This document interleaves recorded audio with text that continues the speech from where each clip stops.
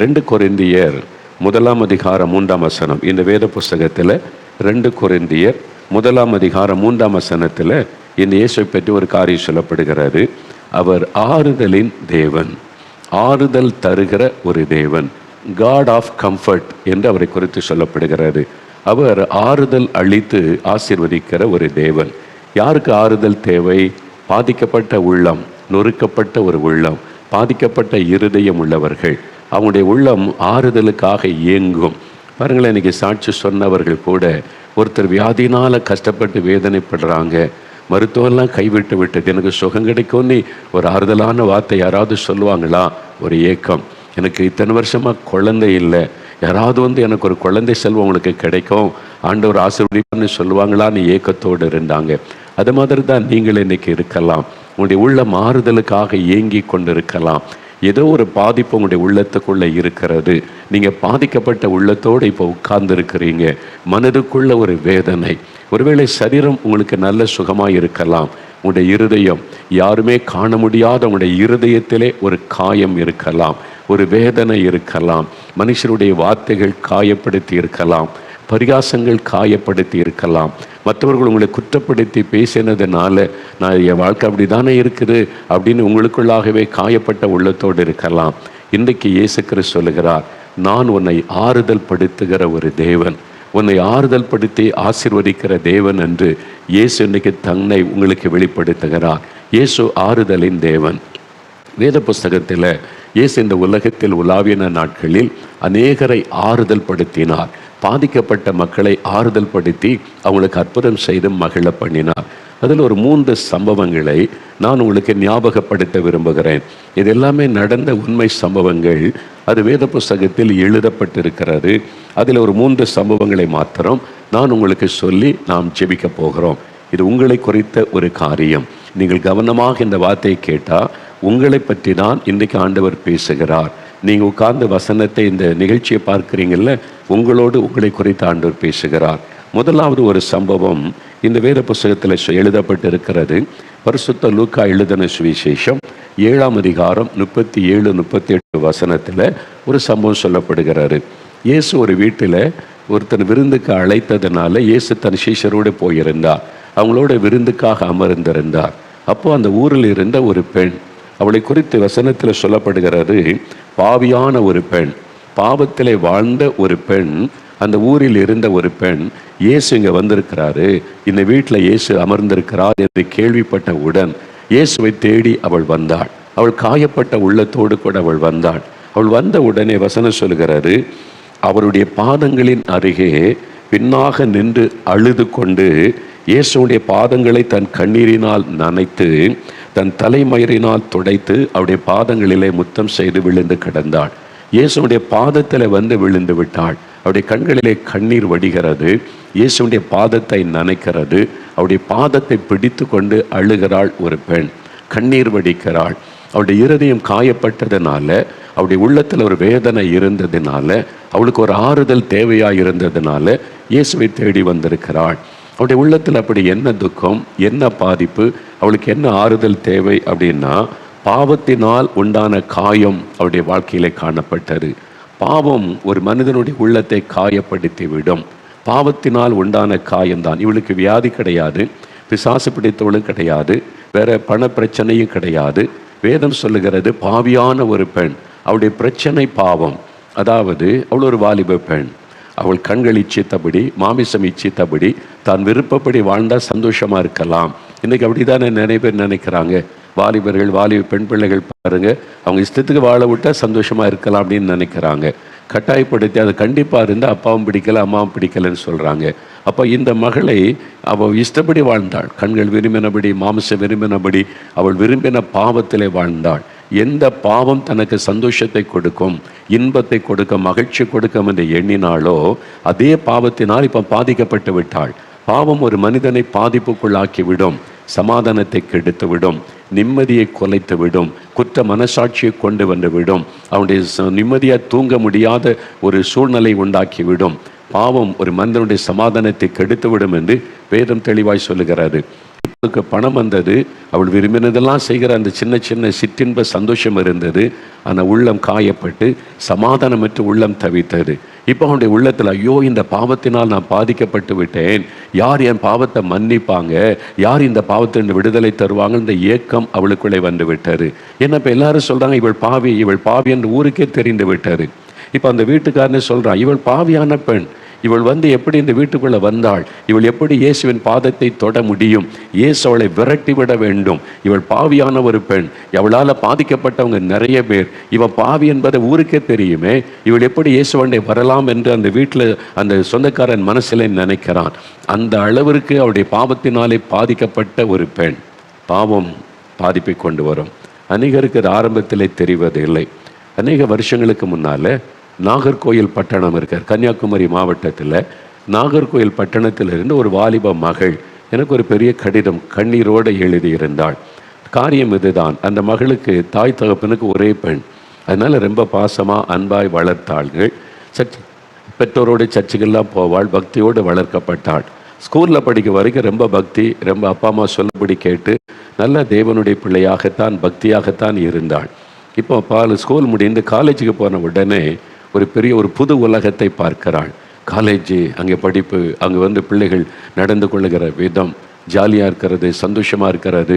இதுவரைக்கும் சின்ன பிள்ளையாக இருந்தோம், அப்பா அம்மா கட்டுப்படுத்தினாங்க. இப்போது நம்ம இந்த வயசில் தான் ஜாலியாக இருக்கணும், இதெல்லாம் அந்த வாலிப பிள்ளைகள் சொல்லுகிற வார்த்தைகள். அதனால் இப்போ காலேஜில் போய் ஃபஸ்ட் இயர் ஜாயின் பண்ணி சில மாதங்கள் தான் ஆகியிருந்தது. அப்பா அம்மா கிட்ட வந்து ஒன்று சொன்னாள், எனக்கு ஒரு பையனை பிடிச்சிருக்குது, நான் அவன் கூட தான் வாழுவேன், அவனை திருமணம் செய்து கொள்ளுவேன்னு சொல்கிறா. பெற்றோருக்கு எப்படி இருக்கும்? அதிர்ச்சி அடைந்தார்கள். இப்போ தான் ஃபஸ்ட் இயர் படிக்கிற, இன்னும் 3 வருஷம் முடிக்கணும், அதுக்கு மேலே 2 வருஷம் படித்து நீ போஸ்ட் கிராஜுவேட் பண்ணால் தான் நல்ல வேலை கிடைக்கும், அதுக்கப்புறம் வேலைக்கெல்லாம் போன பிறகு தான் இதை பற்றியே யோசிக்கணும். இப்போ சின்ன பிள்ளை இந்த வயசில் இதை யோசித்து தீர்மானம் எடுக்கக்கூடாதுன்னா அதெல்லாம் முடியாது, நான் இப்படி தான், எனக்கு அது பிடிச்சிருக்கு, நான் விரும்புகிறபடி தான் வாழுவேன் அப்படின்னு சொல்லி பெற்றோர் எவ்வளவோ சொல்லி பார்த்தாங்க, அழுது பார்த்தாங்க, கண்ணீர் வடித்தாங்க. நான் இப்படி தான், எனக்கு அதான் சந்தோஷம், அதான் மகிழ்ச்சி. அவளுக்கு கண்கள் விரும்பினதும் மாமிசம் விரும்பினதும் இன்பமாய் தெரிந்தது. அதனால் பெற்றோருடைய கண்ணீரும் அவளுக்கு பெருசாக தெரியல. அதனால் அவங்க அப்பா அம்மா சொல்றதையும் கேட்கவில்லை. ஒரு நாள் பாருங்கள், விட்டே போய்விட்டாள், அவனோடு போய்விட்டாள். எங்கள் அப்பா வேண்டாம் அம்மா வேண்டாம், இருந்த நகைகளை எடுத்துக்கொண்டு, ஒரே பிள்ளை தானே மகளுக்காக சேர்த்து வச்சுருந்தாங்க, எடுத்துட்டு வீட்டை விட்டு போய்விட்டாள். அந்த வாலிபனோடு வாழ ஆரம்பிச்சிட்டாள். அங்கே போய் ஏதோ திருமணம் செய்து அவளே வாழ ஆரம்பித்து விட்டாள். பெற்றோருக்கு எப்படி இருக்கும்? மனமுடைந்து போனாங்க, அழுதாங்க, கண்ணீர் வெடித்தாங்க. இந்த மாதிரி மகள் அவமானப்படுத்திட்டு போயிட்டாளேன்னு சொல்லி சில நாட்கள் கழித்தாரு. என்ன இருந்தாலும் பெற்றோருடைய உள்ளல்ல, ஒரே மகள், சரி மகள் தப்பு பண்ணிட்டாலும் நம்ம அவளை விட்டுறக்கூடாதுன்னு சொல்லி மறுபடியும் அவளை சேர்த்து கொண்டாங்க. அவளுக்கு உனக்கு என்ன உதவி செய்யணுமோ செய்கிறோன்னு எல்லாம் செய்தார்கள். அவளை திருமணம் பண்ணினவன் என்ன சொன்னான், நான் வெளிநாட்டில் போய் சம்பாதிச்சா நிறைய பணம் சம்பாதிக்கலாம், வெளிநாட்டில் வேலை கிடைக்க வாய்ப்பு இருக்குது, அதுக்கு கொஞ்சம் பணம் வேண்டும், உங்கள் அப்பா அம்மாட்ட வாங்கி கொண்டு வான்னு சொல்லி அவங்க பெற்றோரிடத்தில் போய் கேட்டு, சரி மகளுக்காக அவங்க செய்தாங்க. சேர்த்து வைத்த அந்த பணத்தை கொடுத்து இவர் நகையிலும் கொஞ்சம் வச்சு அவளை பணத்தை கொடுத்து, சரி நான் சொன்னால் நான் போய் வேலை தேடிட்டு உன்னை கூப்பிட்டு கொள்கிறேன் என்று சொல்லிட்டு போனவனுக்கு வேலை கிடச்சிட்டு அங்கே போய் செட்டில் ஆகிட்டான். ஒரு நாள் ஒரு கடிதம் அனுப்பினான், எனக்கு நல்ல வேலை கிடச்சிட்டு இப்போ நல்லா செட்டில் ஆகிட்டேன், இனிமேல் உனக்கும் எனக்கும் சம்மந்தம் இல்லை, என் வாழ்க்கையை நான் பார்த்துக்கொள்கிறேன், உன் வாழ்க்கையை நீ பார்த்துக்க அப்படின்னு கடிதம் எழுதி விட்டான். அங்கேருந்து நான் உங்கள்கிட்ட வாங்கின பணத்தை நான் கடனாய் பெற்றுக்கொண்டதாக வைத்து கொஞ்சம் கொஞ்சமாக உனக்கு திருப்பி தந்துடுவேன் அப்படின்னு கடிதம் எழுதி விட்டான். இவள் கர்ப்பவதியாகி கர்ப்பத்தில் குழந்தை இருக்கிறாரு. இந்த கடிதம் அவளை அதிர்ச்சிக்குள்ளாக்கிற்று. இப்போ கண்ணீரோட ஒரு பெரிய கடிதம் எனக்கு எழுதியிருந்தாள், அங்கள் ஒரு மனிதனுடைய பாவம் அவனை தொடர்ந்து பிடிக்கும் என்ற வேத வசனத்தின் அர்த்தம் இப்போதான் எனக்கு தெரியுது. எங்கள் அப்பா அம்மா சொன்னபோது எனக்கு தெரியல, அவங்க கண்ணீரோடு எனக்கு சொன்னபோது எனக்கு புரியலை.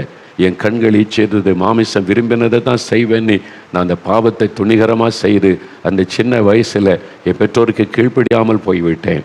ஆனால் இப்போது என்னுடைய கர்ப்பத்தில் வர்ற குழந்தைக்கு தகப்பன் எங்கே, அவன் உனக்கு எனக்கு சம்பந்தம் இல்லைன்னு எழுதிட்டான்.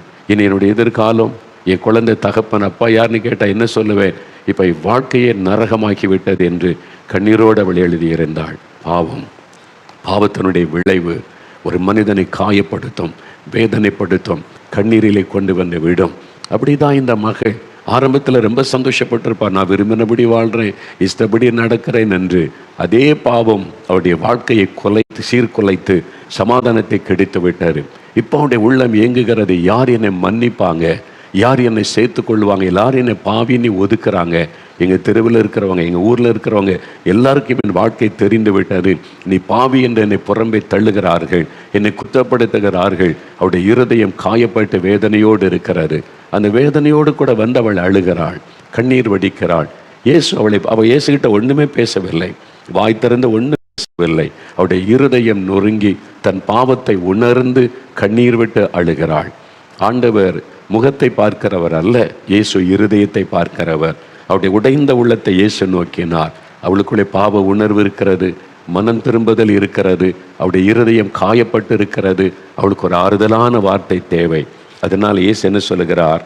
48வது வசனத்தில் இயேசு சொல்லுகிறார், மகளே, உன் பாவங்கள் உனக்கு மன்னிக்கப்பட்டது.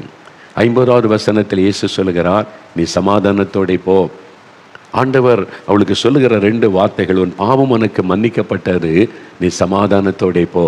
அதுக்கு தான் அவனுடைய உள்ளம் ஏங்கி கொண்டிருந்தது. யார் என் பாவத்தை மன்னிப்பாங்க? இந்த பாவம் என் மனசாட்சியை பாதிக்கிறது. இந்த பாவத்தினாலே சமாதானத்தை நான் இழந்து விட்டேன். இனி என்னால் நிம்மதியாய் வாழ முடியுமா? எல்லாருமே என்னை குற்றப்படுத்துகிறார்களே தவிர எனக்கு அன்பாய் ஒரு வார்த்தை சொல்வதற்கு யாரும் இல்லையே என்ற ஒரு ஏக்கத்தோடு தான் இயேசுவின் பாதத்திலே வந்தாள்.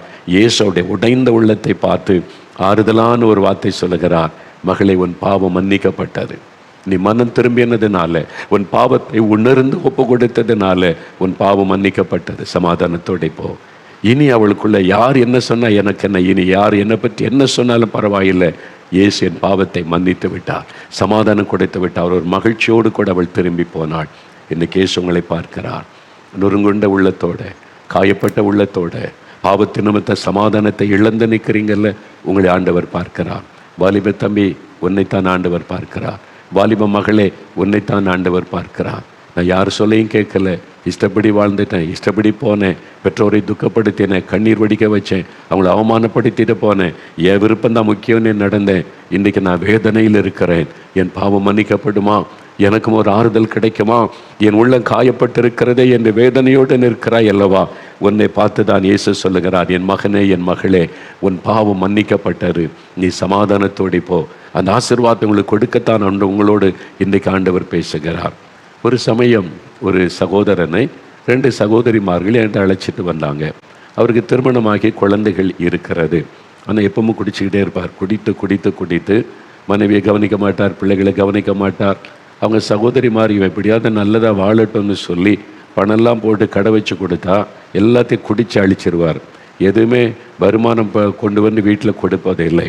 இந்த மாதிரி பல சமயங்கள் நடந்து அவங்களுக்கே ரொம்ப துக்கமாகி விட்டார்.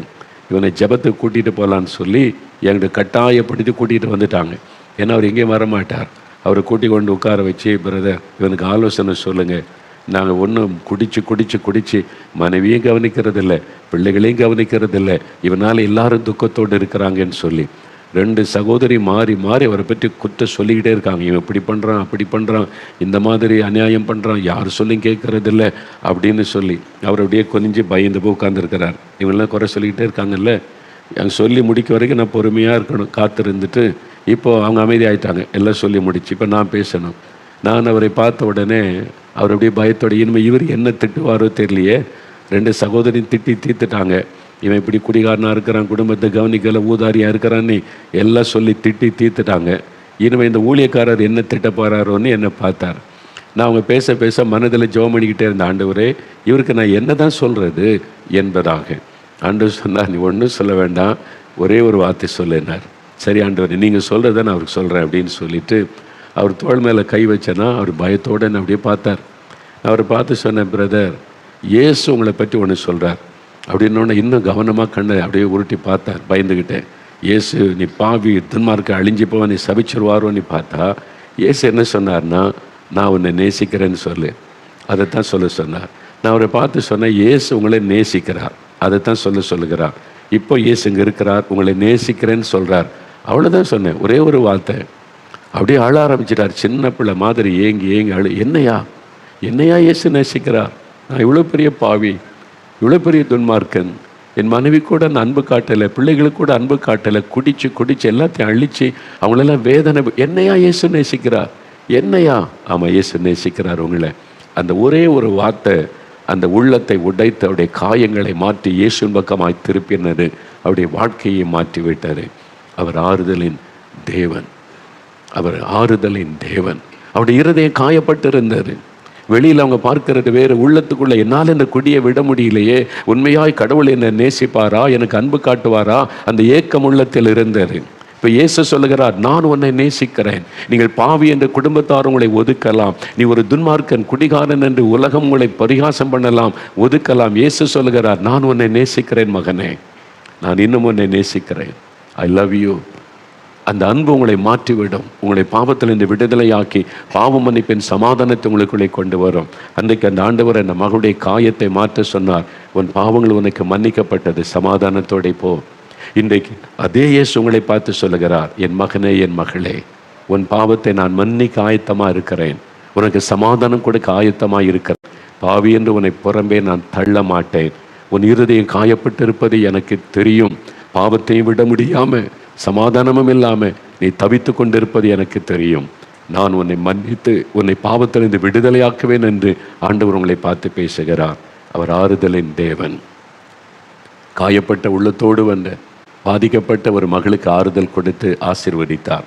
இரண்டாவது ஒரு சம்பவத்தை பரிசுத்த மார்க் எழுதின சுவிசேஷம் 1ஆம் அதிகாரம், இந்த வேத புஸ்தகத்தில் மார்க் 1ஆம் அதிகாரம் 40 42 வசனம் வரைக்கும் வாசிக்கும் போது ஒரு சம்பவம். இங்கே இயேசுவை தேடி ஒரு மனிதன் வருகிறான். தொழுநோயினால் பாதிக்கப்பட்ட மனிதன், குஷ்டரோக வியாதின்னு சொல்கிறோம்ல, லெப்ரசி, அந்த நோயினால் பாதிக்கப்பட்ட ஒரு மனிதன். அவனுடைய சரீரம் காயப்பட்டு இருக்கிறாரு. அதனால இருதயத்திலும் பாதிப்பு. இவனுக்கு எதனால் அவனுடைய உள்ளம் காயப்பட்டு இருக்கிறது? அவருடைய சரீரத்தில் உண்டான காயம். இது வியாதியினால் உண்டான ஒரு காயம். அவருடைய மனதுக்குள்ள ஒரு பெரிய வேதனை கொடுத்தாரு. அந்த தொழுநோய் ஒரு மனிதனை தாக்கும் பொழுது அவருடைய விரல்களை அரித்து விடும். சிலருக்கு கண் இமைகள் இருக்காது, அரித்து விடும். காதை அதை அரித்து விடும். கால்களில் இந்த விரல்கள் இருக்காது, அப்படியே அந்த நோய் அரித்து விடும். அந்த சரீரத்தில் இருக்க புண்கள் அப்படியே சில சமயம் அழுகி நாற்றம் எடுக்கும். அந்த நோயினுடைய கொடூரம் பயங்கரமானது. அவனுடைய சரீரத்தில் உண்டான காயம் ஒரு பக்கம், அந்த வேதனையினால் அவனுடைய இருதயத்தில் ஒரு காயம் இருந்தது, ஒரு வேதனை இருந்தது. அது என்னவென்றால், இயேசு கிறிஸ்துவின் நாட்களில் ஒரு மனிதன் தொழுநோயினால் பாதிக்கப்பட்டால் அவன் ஊருக்குள்ளேயே இருக்க முடியாது. அது தீட்டான வியாதி என்று சொல்லி அவனை ஊருக்கு வெளியிலே புறம்பாக்கி விடுவார்கள். தன் குடும்பத்தோடு இருக்க முடியாது. அவனுடைய மனைவி பிள்ளைகளை அடித்து விரட்டிடுவாங்க. உள்ளே வரக்கூடாது, வீட்டுக்குள்ளே வரக்கூடாது, ஊருக்குள்ளே இருக்கக்கூடாது. அவனை வெளியே விரட்டிடுவாங்க. ஊருக்கு வெளியில் காடுகளுக்குள்ளே மலை குகைகளுக்குள்ளே இந்த நோயாளிகள் கூட்டமாக தங்கியிருப்பாங்க. அவங்களுக்கு அரசாங்கம் தினந்தோறும் குறிப்பிட்ட டைமில் போய் தூரத்தில் ஆகாரத்தை வச்சுட்டு வந்துடுவாங்க. ரொட்டி இது போன்ற ஆகாரத்தை கொடுப்பாங்க. அவங்க பக்கத்தில் கூட யாரும் போக மாட்டாங்க. இந்த தொழுநோயினால் பாதிக்கப்பட்டவங்க அதுக்கு நீ வஸ்திரத்தினால தங்களை மூடிக்கொள்ளணும். யாராவது இருக்கிற பக்கமாக ஜனங்கள் காட்டு பகுதியில் மலைப்பகுதியில் வந்தால் இவங்க அன்க்ளீன் அன்க்ளீன் அப்படின்னு சத்தமிடணும். தீட்டு தீட்டு, நான் தீட்டான வியாதி உள்ளவங்க இருக்கிறேன், என் பக்கத்தில் வராதுங்க அப்படின்னு அர்த்தம். அந்த சத்தத்தை கேட்ட உடனே மக்கள் விலகி போயிடுவாங்க. என்ன ஒரு வேதனை பாருங்க. அப்போ அவனுடைய சரீரத்தில் உண்டான வேதனையை விட அவனுடைய மனதின் காயம்தான் பெரிது. சரீரத்தில் உண்டான வியாதியின் வேதனை ஒரு பக்கம், சமுதாயம் அவனை புறக்கணித்து, சொந்த குடும்பங்கள் உறவுகளை அவனை புறக்கணித்து தள்ளி, நீ தீட்டானவன், எங்கள் பக்கத்தில் வரக்கூடாது, ஊருக்குள்ளே வரக்கூடாது என்று ஒதுக்கி வைப்பது எவ்வளோ பெரிய வேதனை இல்லை? அந்த பாதிப்பு தான் அவனுடைய இருதயத்தில் காணப்பட்டது. சமுதாயமே அவனை ஒதுக்கி தள்ளினார். அதனால பாருங்க, அவன் இயேசுக்கும் அவர் மலையிலே பிரசங்கத்தை முடித்து இயேசு கீழே இறங்கி வருகிறார். மற்ற 8ஆம் அதிகாரத்திலும் இதே சம்பவம் எழுதப்பட்டு இருக்கிறது. அவன் இயேசுகிட்ட கூப்பிடுகிறான், இயேசுவே, உமக்கு சித்தமானால் என்னை சுத்தமாக்க உம்மால் ஆகும். இயேசு பற்றி கேள்விப்பட்டிருக்கிறான். இயேசு அற்புதம் செய்கிறவர் என்பதை அறிந்திருக்கிறான். அதனால் அவனுக்குள்ள ஒரு விசுவாசம், இயேசுவால் என்னை குணமாக்க முடியும், இந்த தீட்டான வியாதியிலிருந்து விடுதலை கொடுக்க முடியும். ஆனால் என்னை சுகமாக்குவாரா? இது ஒரு தீட்டான வியாதி, இது ஒரு சாபம்னு எல்லாரும் நினைக்கிறாங்களே, எங்களை வீட்டுக்குள்ளே சேர்க்க மாட்டேங்கிறாங்களே, இயேசுவாவது என்னை சேர்த்து கொள்ளுவாரா? நீ பாவி, நீ சாபம் பிடிச்ச போன்னு விரட்டிடுவாரோ ஒரு பயம். அதனால சொல்கிறான், என்னை சுகமாக்கும் இடத்துல வல்லமை உண்டு, நான் விசுவாசிக்கிறேன், உமக்கு சித்தமானால் என்னை சுத்தமாக்கும் என்று அவன் ஜெபம் பண்ணுறான். கட்டாயம் என்னை குணமாக்கிறீங்கன்னு கேட்கல.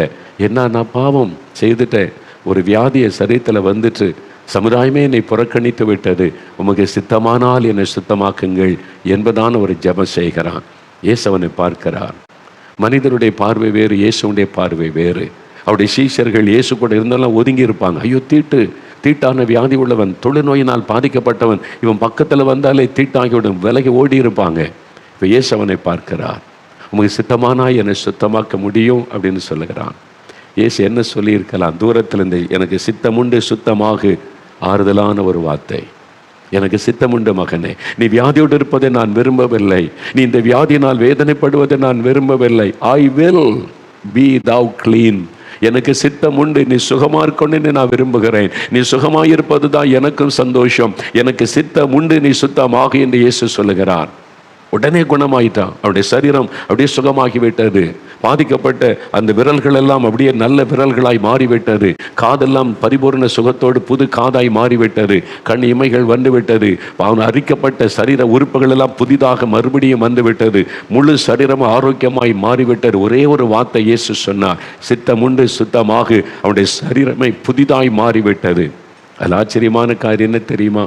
இயேசு தூரத்திலிருந்து சொல்லி, நீ தீட்டான வியாதி உள்ளவன், அங்கே நெல்லு, நான் சொல்கிறேன்னு சுகமான பிறகு என் பக்கத்தில் வா, அப்படி சொல்லியிருக்கலாம்ல. இயேசு அப்படி சொல்லலை. நீங்கள் வாசித்து பார்த்தால் இயேசு அவனை பார்த்து மனதுருகினார். என்னால் சிருஷ்டிக்கப்பட்ட மனிதன், நான் உண்டாக்கின ஒரு மனிதன், இப்படி வியாதியில் பாதிக்கப்பட்டு சரீர உறுப்புகளை இழந்து அகோரமாய் வேதனையோடு அழுகின சரீரத்தோடு நிற்கிறானே, தீட்டான வியாதி என்று தூரமாய் ஒதுங்கி நிற்கிறானே, அதை பார்த்து இயேசு மனதுருகினார்.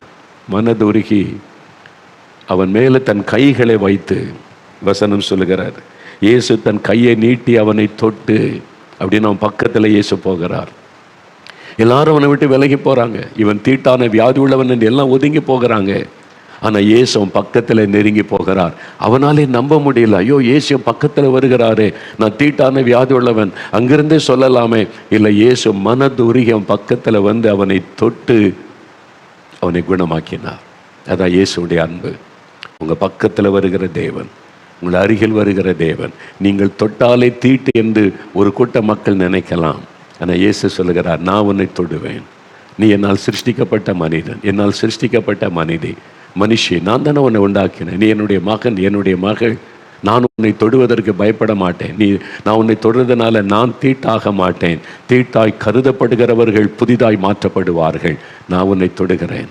ஆண்டவர் தொட்டு குணமாக்கினான். அதான் இயேசுவனுடைய அன்பு, அவருடைய மனதுருக்கம், அவருடைய ஆறுதலான வார்த்தை. சித்தமுண்டு.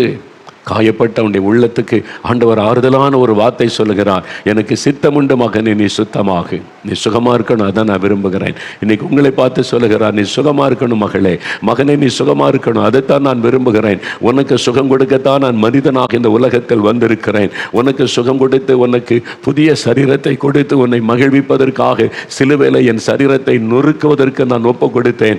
என் சரீரத்தை காயப்படுத்த ஒப்பு கொடுத்தேன். என் கைகளிலே தழும்புகளை ஏற்றுக்கொண்டிருக்கிறேன். நான் ஏன் இத்தனை பாடுகளை சகிக்க வேண்டும்? உனக்காக, உன்னை குணமாக்குவதற்காக, உன் வேதனையை மாற்றுவதற்காக, உனக்கு ஒரு ஆறுதலை கொடுத்து உன்னை சந்தோஷப்படுத்த என்னை நான் சிலுவையில் அறைவதற்கு ஒப்பு கொடுத்தேன். என்னை காயப்படுத்துவதற்கு ஒப்பு கொடுத்தேன் என்று சொல்றார்.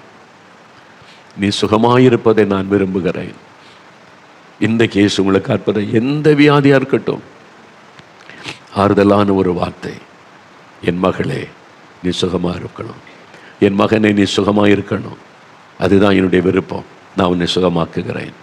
அவனுக்கு எவ்வளோ பெரிய சந்தோஷம் இல்லை? எங்கோ காட்டுக்குள்ளே மலை குகைகளிலே மனிதரை விட்டு தூரமாய் ஒதுக்கப்பட்டிருந்த ஒரு மனிதனுடைய சரீரம் புது சரீரமாய் மாறிவிட்டது.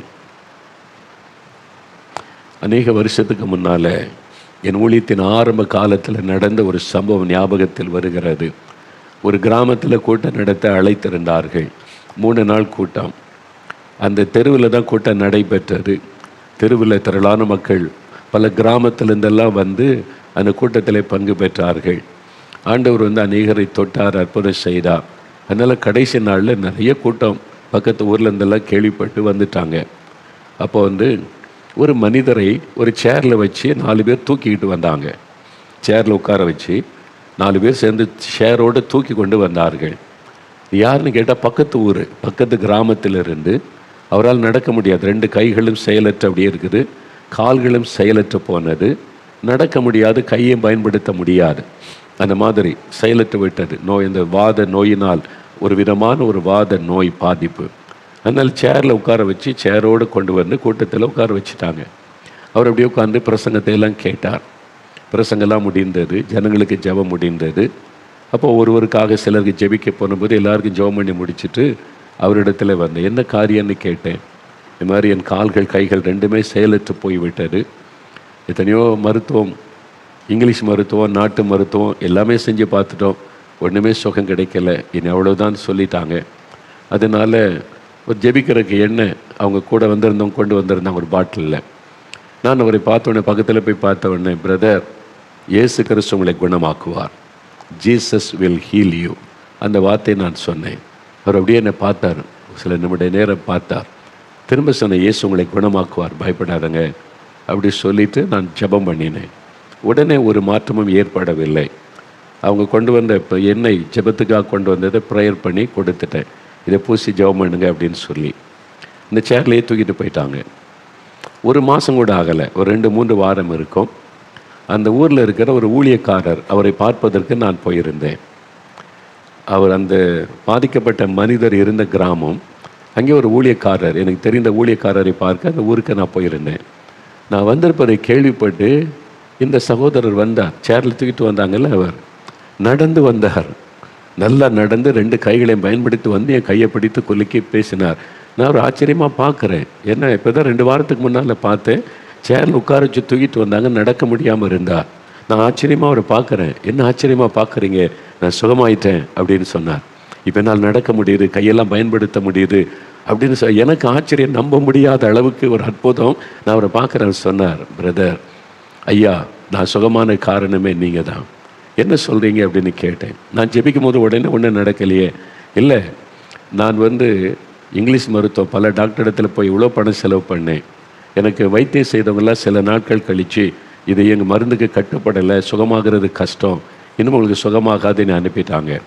நாட்டு வைத்தியம், வைத்தியரிடத்தில் போய் அவங்க என்னென்னவோ எனக்கு ஆயில் போட்டு தடவுறது, செய்கிறது, லேகியம் எல்லாம் கொடுத்து பார்த்தாங்க. அது சில மாதங்கள் ட்ரீட்மெண்ட் எடுத்து சுகமாகலை. அவங்களும் சொல்லிட்டாங்க, இது சுகமாகாது, நீங்கள் சுகமாகிறது கஷ்டம்னு சொல்லிட்டாங்க. இது மாதிரி பலர்கிட்ட இப்போ நான் போனேன், வைத்தியம், ஜபம் எல்லாம் போனேன். ஆனால் யாருமே என்னை பார்த்து நீங்கள் சுகமாவீங்கன்னு யாரும் சொல்லலை. ஆனால் அன்றைக்கு நீங்கள் என்னை பார்த்த உடனே சொன்னீங்க, பயப்படாதுங்க, இயேசு உங்களை குணமாக்குவார் அப்படின்னு சொன்னீங்க. அந்த வார்த்தை என்னை தொட்டது. யாருமே சொல்லலையே, நான் சுகமாவேன்னு யாரும் சொல்லலை, நான் சுகமாகிய நடப்பேன்னு இதுவரைக்கும் யாரும் எனக்கு சொல்லலை.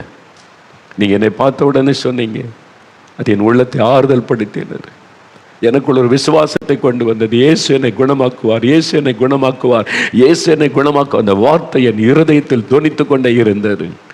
நீங்கள் ஜெபம் பண்ணி கொடுத்த எண்ணெயை நானே எடுத்து, இயேசுவின் நாமத்தில் சுகம் உண்டாகும், இயேசு என்னை குணமாக்குவார், இயேசு என்னை குணமாக்குவார், என் கை கால்களை எண்ணெய் பூசி நானே ஜெபம் பண்ணினேன். நான் ஜெபிக்க ஜெபிக்க ஜெபிக்க என் கைகள் செயல்பட ஆரம்பித்தது, கால்கள் செயல்பட ஆரம்பித்தது, நரம்புகள் எலும்புகள் சுகமானது, நார்மல் ஆயிட்டேன்.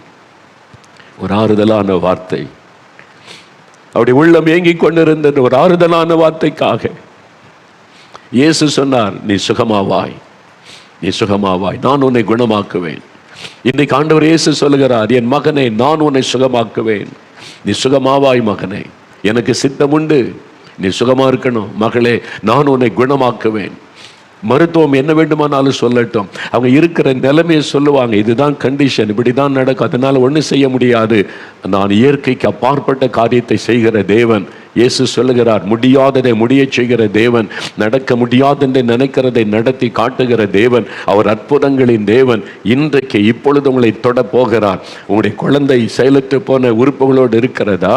உங்கள் வீட்டில் யாரோ மரண படுக்கையில் இருக்கிறாங்களா? இனி அவ்வளவுதான் என்கிற சூழ்நிலையில் நீங்கள் காணப்படுகிறீங்களா?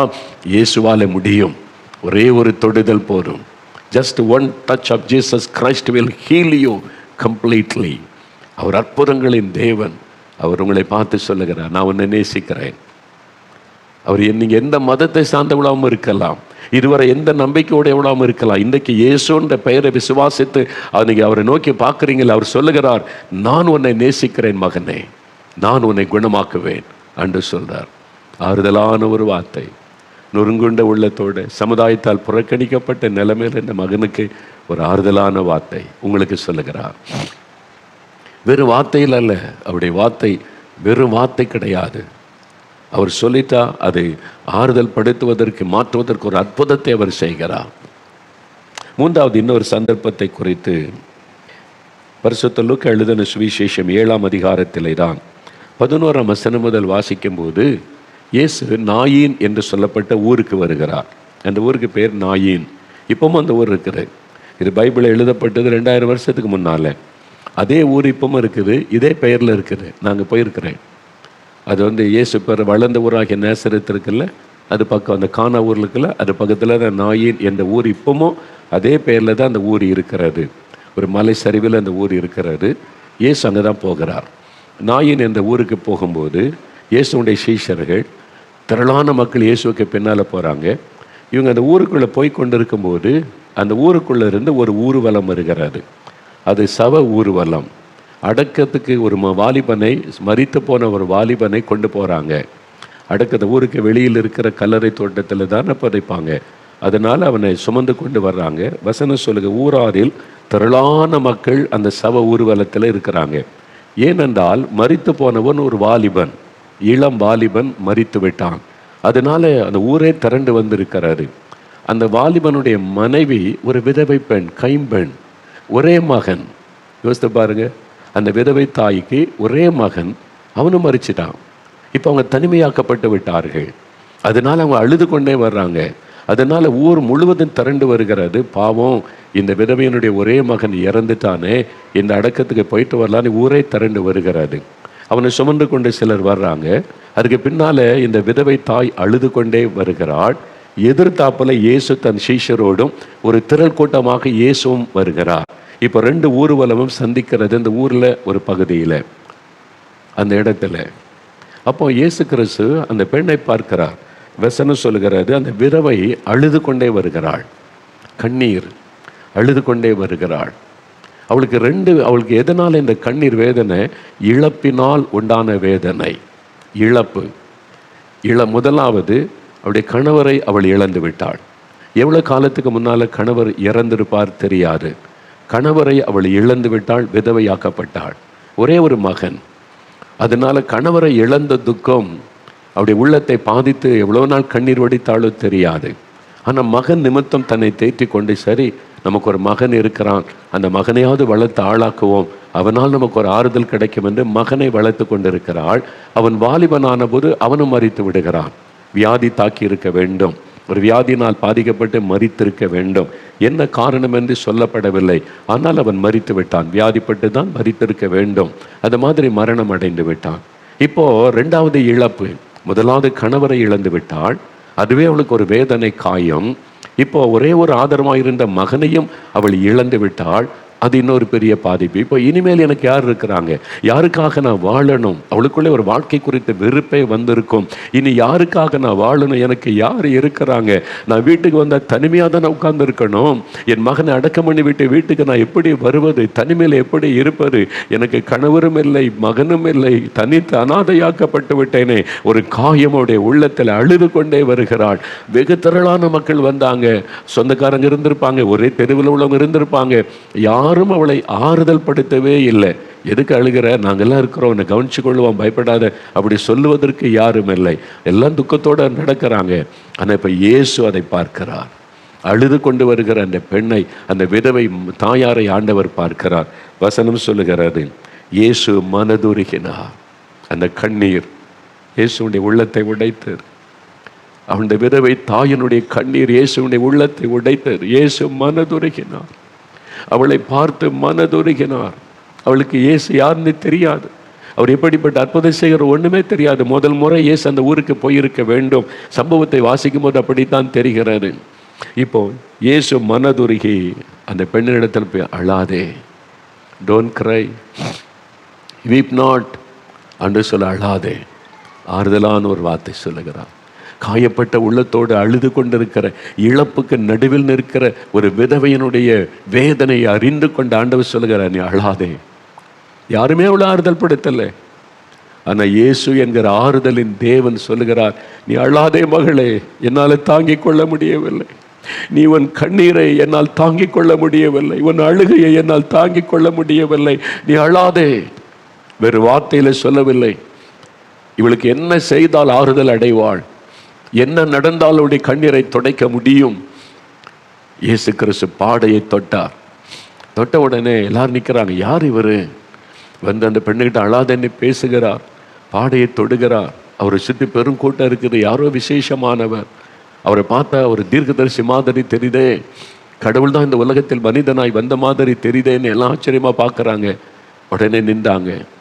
இயேசு வாலிபனோடு, செத்து போன வாலிபனோடு பேசுகிறார். எழுந்திரு வாலிபனை, எழுந்திரு. உன் தாயினுடைய கண்ணீர் துடைக்கப்படணுமானா நீ எழும்பணும். உன் தாயினுடைய காயப்பட்ட உள்ள மாறுதல் அடையணுமானா நீ எழும்பணும். வாலிபனை, எழுந்திரு. மரணத்தின் மீது அதிகாரம் உள்ளவர் இயேசு. மரித்தவரை எழும்ப பண்ணக்கூடிய வல்லமை உள்ளவர் இயேசு. மரித்து போன உறுப்புகளை செயல்பட வைக்கிறவர் இயேசு. என்றால் அண்ட சராசரங்களை சிருஷ்டித்த தேவன் அவர். அதனால் அவர் சொன்ன உடனே மரித்து போன வாலிபனுக்குள்ள உயிர் திரும்ப வந்தது. அவன் எழுந்து உட்கார்ந்தான். தாய்க்கு எப்படி இருந்திருக்கும்? இந்த தாயினுடைய கண்ணீர் ஆனந்த கண்ணீராய் மாறிவிட்டு, என் மகன் உயிரோடு இருக்கிறான், என் பையன் உயிரோடு இருக்கிறான். கண்ணீர் ஆனந்த கண்ணீராய் மாறினது. அந்த ஊரே சந்தோஷப்பட்டிருக்க, எல்லாம் துதித்திருப்பாங்க, மகிழ்ச்சி அடைந்திருப்பாங்க. எவ்வளோ பெரிய சந்தோஷம் இல்லை, துக்கம் சந்தோஷமாய் மாற்றப்படுகிறது. அதுதான் இயேசு.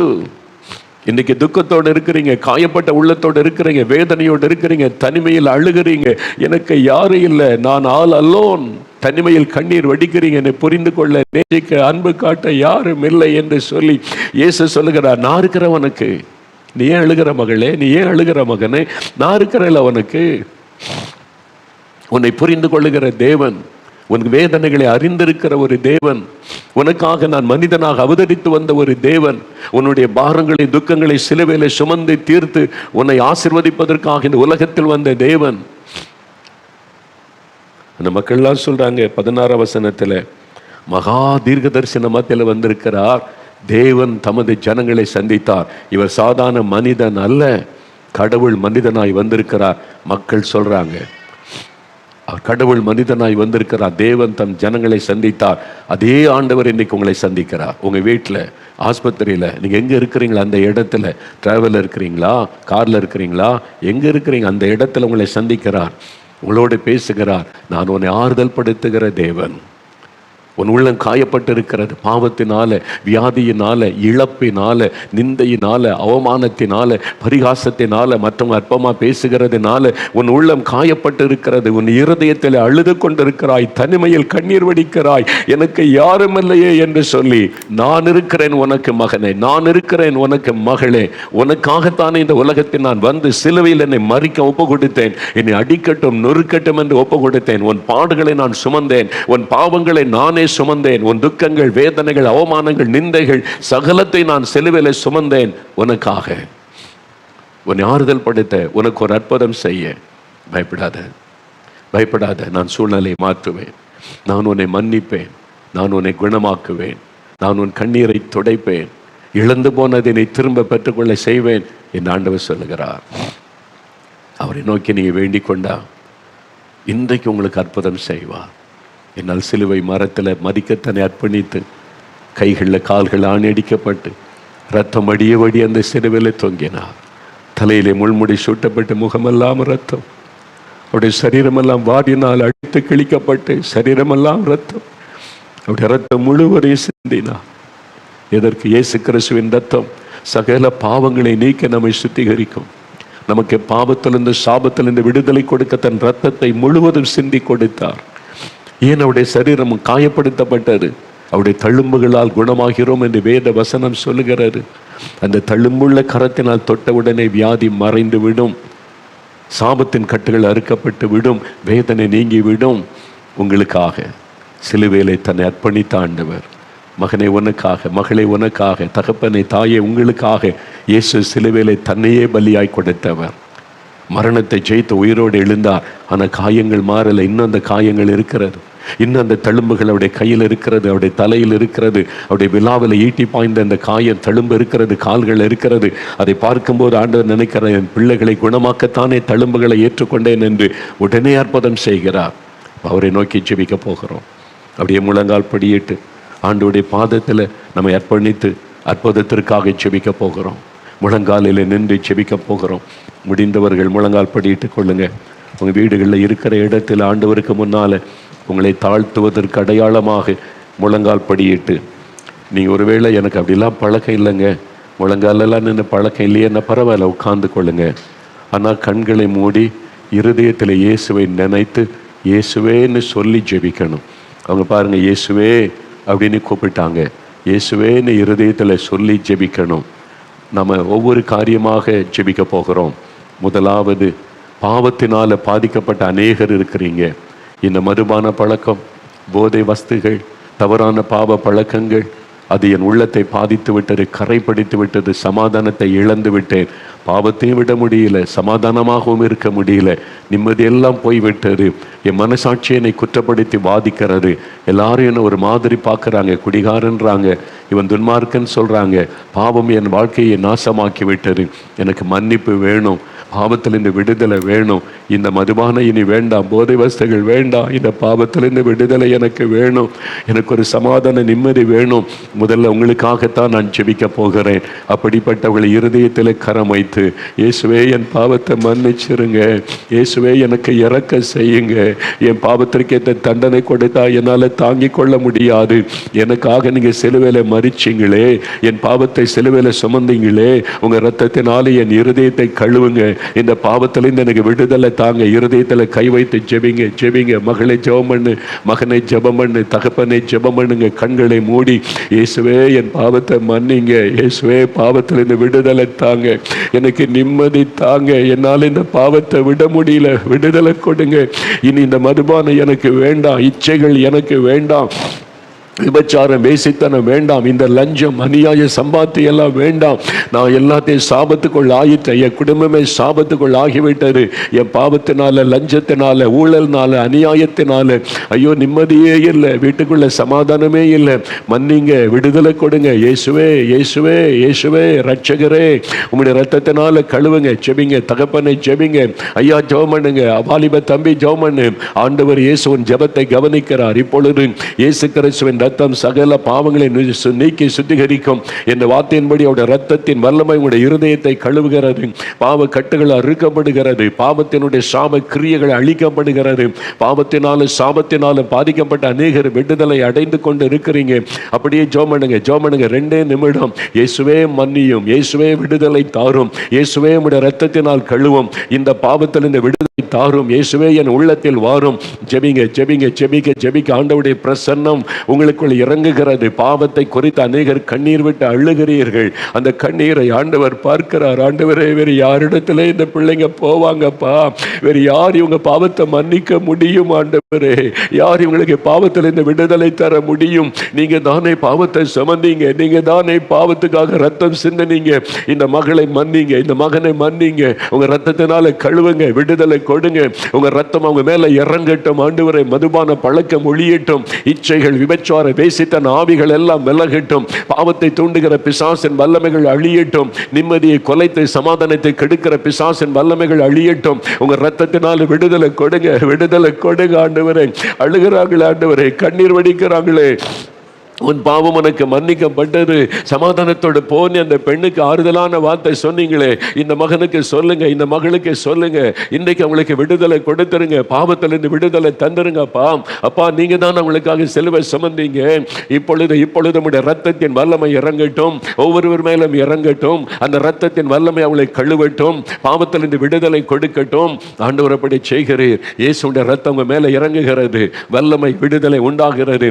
இப்ப சொல்லுங்க, இயேசுவே ஸ்தோத்திரம். இயேசுவே மன்னித்ததற்காக ஸ்தோத்திரம். இயேசுவே உம்முடைய ரத்தம் என்னை கழுவுகிறதற்காக ஸ்தோத்திரம். இயேசுவே எனக்கு விடுதலை தருகிறதற்காக ஸ்தோத்திரம் சொல்லுங்க. வாய் திறந்து சொல்லுங்க. இயேசுவே ஸ்தோத்திரம்னு சொல்லுங்க. இயேசுவே உமக்கு ஸ்தோத்திரம்னு சொல்லுங்க. அவருடைய ரத்தம் உங்களை கழுவி பரிசுத்தப்படுத்துகிறார். அநேகர் விடுதலை அடைகிறீங்க. இப்பொழுது அந்த பாவத்தை கொண்டு வந்த ஆவிகள் விலகுகிறது, கட்டுகள் அறுக்கப்படுகிறது. இன்றைக்கு உங்களுக்கு ஒரு விடுதலையின் நாள், ரட்சிப்பின் நாள், பாவத்திலிருந்து விடுதலை பெறுகிற நாள் இது. ஒரு மகிழ்ச்சியின் நாள் இது. ஒரு சமாதானத்தின் நாள். உங்களுடைய உள்ளம் நிரப்பப்படுகிறது. சொல்லுங்க இயேசுவே ஸ்தோத்திரம் சொல்லுங்க. வாய் திறந்து சொல்லுங்க. இயேசுவே ஸ்தோத்திரம். இயேசுவே உமக்கு நன்றி. என்னை மன்னிச்சிட்டீங்க, விடுதலை கொடுத்துட்டீங்க, என்னை ரட்சித்துட்டீங்க, அதற்காக நன்றி. எனக்கு தகப்பனாக என் உள்ளத்துல வந்து வாசம் பண்ணுங்க. இயேசுவே உமக்கு ஸ்தோத்திரம், ஸ்தோத்திரம், ஸ்தோத்திரம், ஸ்தோத்திரம், ஸ்தோத்திரம்.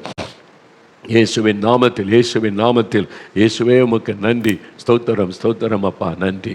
இயேசுவின் நாமத்தில் ஜெபிக்கிறோம் பிதாவே, ஆமென்.